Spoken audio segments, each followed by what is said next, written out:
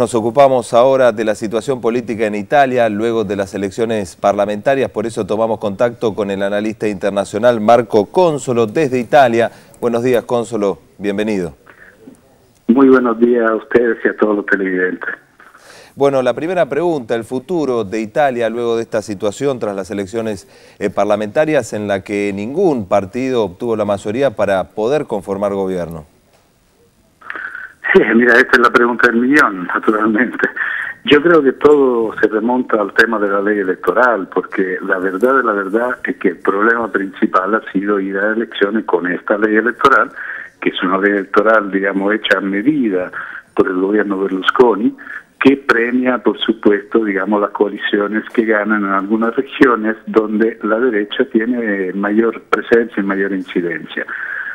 Nos decían que esta ley iba a simplificar la cantidad de partidos, digamos, que había en el espectro político, y en cambio los partidos se han multiplicado, y nos dijeron también que iba a ser una ley que garantizara la gobernabilidad, es decir, la estabilidad del país. Yo creo que está bajo los ojos del mundo que así no es. Entonces el primer problema, yo creo, a futuro es justamente el cambio de la ley electoral. Ahora bien, en términos, digamos, de futuro político y de posibilidad de formar el gobierno, etcétera, ustedes saben que eso depende también de la toma de posesión del Parlamento, que va a ser el 15 de marzo, donde se van, digamos, a iniciar el Parlamento y a nombrar el presidente de la Cámara, el presidente del Senado, digamos, este es el procedimiento, ¿no es cierto?, y de ahí se va a formar el gobierno. El presidente de la República, por su parte, tiene que llamar a consultación toda la fuerza política para ver qué tipo de gobierno se va a poder formar. Naturalmente, digamos, la tarea principal se apunta, digamos, al partido que ganó, o a la coalición, perdón, que ganó la mayoría de los votos, que en este caso es el Partido Democrático. Entonces el gobierno le corresponde al Partido Democrático. El problema es que los números en base a esta ley electoral son bastante cortos, ¿no es cierto? Consolo. Diga. Sí, ¿y qué posibilidades de alianza hay? Porque lo que estamos viendo son acusaciones cruzadas. En el día de ayer, Grillo dijo que Bersani es un muerto que debería renunciar. Berlusconi dice que hay que demostrar estabilidad hasta el 15 de marzo, ¿no? El día en que asume el Parlamento. ¿Qué posibilidades hay de acá al 15 de marzo que haya algún tipo de alianza? Bueno, mire, yo creo que de aquí al 15 de marzo es exactamente, digamos, el periodo en que todo el mundo anda buscando alianzas, aunque naturalmente los tonos de la campaña electoral han sido tonos bastante duros entre la fuerza política, como es costumbre, digamos, en campaña electoral.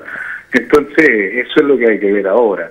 Yo creo que hay un fuerte llamado a la responsabilidad de parte de la base, incluso de Grillo, que hoy mismo y ayer, etcétera, se pronunció en favor de cierta posibilidad de discusión y de llegar a acuerdo con el Partido Democrático y con el centro izquierda. Que eso pueda ser una realidad, hay que verlo. Yo creo que este país, una vez más, es el laboratorio político, digamos, de toda Europa, ¿no es cierto? Entonces hay que ver, no creo que se vaya a dar un gobierno, digamos, donde la derecha pueda tener de nuevo un protagonismo como lo ha tenido a lo largo de casi 20 años con Berlusconi, ¿no es cierto? Entonces no creo que vaya, digamos, por ahí la cosa. Si es que hay una posibilidad de alianza, puede haber sobre cosas muy concretas, sobre un programa muy concreto de 4 o 5 puntos, donde al fin y al cabo, digamos, es el Partido Democrático que tenga su propia agenda con el apoyo del sector de Grillo, por de 5 estrellas, digamos. O sea, Consolo, ¿usted descarta la posibilidad de una alianza con Berlusconi tras la relevancia que ha tomado Grillo? Y a propósito, ¿por qué se da esta relevancia y este desempeño importante que ha tenido Grillo en estas elecciones parlamentarias? Bueno, a ver, yo no descarto la posibilidad de un gobierno de unidad nacional, porque este país ha tenido, digamos, un gobierno de unidad nacional con Monti, con el banquero, hasta hace un mes, 2 meses.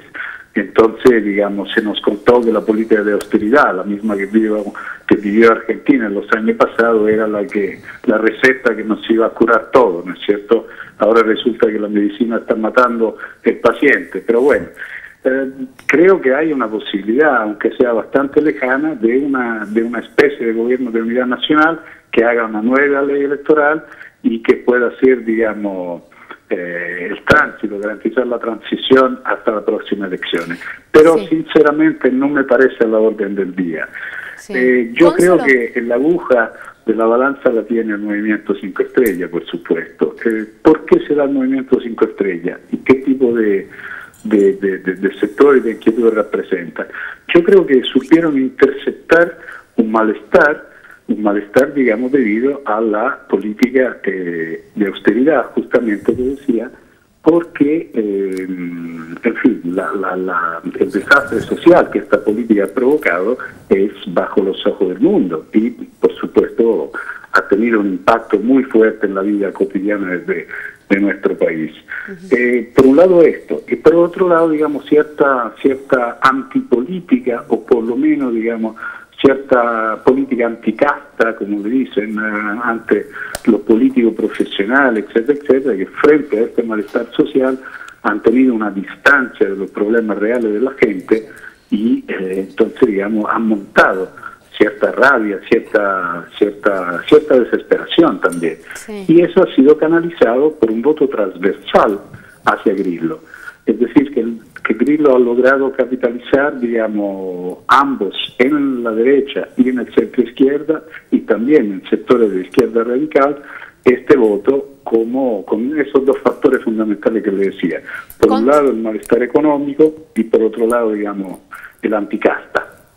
Cónsolo, por último, queremos saber si la sociedad sigue esta situación convulsionada o con indiferencia y esta situación inédita que se da por primera vez en la historia tanto en Roma como en el Vaticano, ¿no? Con la sede prácticamente vacante.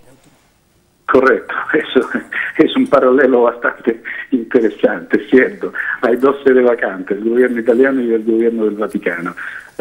Hay mucha preocupación y la gente sigue con mucha responsabilidad. Es una situación anómala que nunca se había dado antes, insisto, debido a la ley electoral.